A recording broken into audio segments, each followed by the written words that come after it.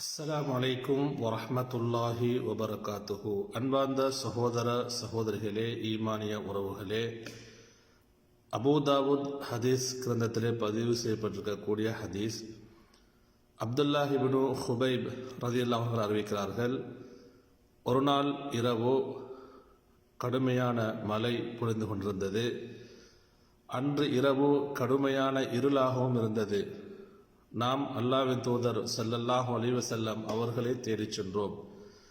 நபி ஸல்லல்லாஹு அலைஹி வஸல்லம் அவர்களை நாம் அடைந்த பொழுது அல்லாஹ்வின் தூதர் ஸல்லல்லாஹு அலைஹி வஸல்லம் அவர்கள் என்னை பார்த்து சொன்னார்கள், அப்துல்லாவே குல், ஓதுவீராக, சொல்வீராக என்று சொன்னார்கள். நான் நபி அவர்களிடம் நான் எதை சொல்ல வேண்டும், எதை ஓத வேண்டும் என்று நான் கேட்டேன்.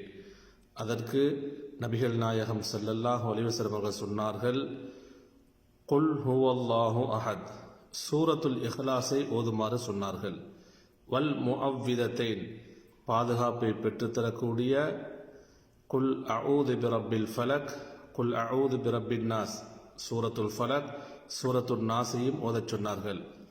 அன்புக்குரியவர்களே, தொடர்ந்து அல்லாஹ்வின் தூதர் ஸல்லல்லாஹு அலைஹி வஸல்லம் அவர்கள் சொன்னார்கள், இந்த 3 அத்தியாயங்கள் 3 சூறாக்களையும் காலையில் 3 தடவைகளும் மாலையில் 3 தடவைகளும் நீ ஓதினால் தக்ஃபீக மின் குல்லி ஷைஇன், அனைத்து தீங்குகளிலிருந்தும் உன்னை அவைகள், இந்த சூறாக்கள் பாதுகாக்கும் என்று சொன்னார்கள்.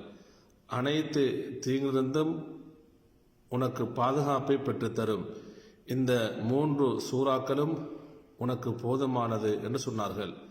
என்றால் ஷைத்தானுடைய தீங்குகளாக இருக்கலாம், அல்லது வேறு வேறு தீங்குகள், கெடுதிகளாக இருக்கலாம்.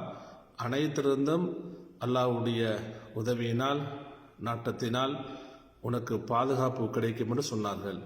எனவே அன்புக்குரியவர்களே, நாமும் தினமும் காலையில் சூரத்துல் இஹ்லாஸ், சூரத்துல் ஃபலக், சூரத்துல் நாஸ் 3 தடவைகள், அதே போன்று மாலையிலும் 3 தடவைகள் நாமும் மோதி நமது குடும்பங்கள், பிள்ளைகளுக்கும் நாம் இந்த சூறாக்களை கற்றுக் கொடுத்து அவர்களையும் நாம் ஓத வைப்போம்.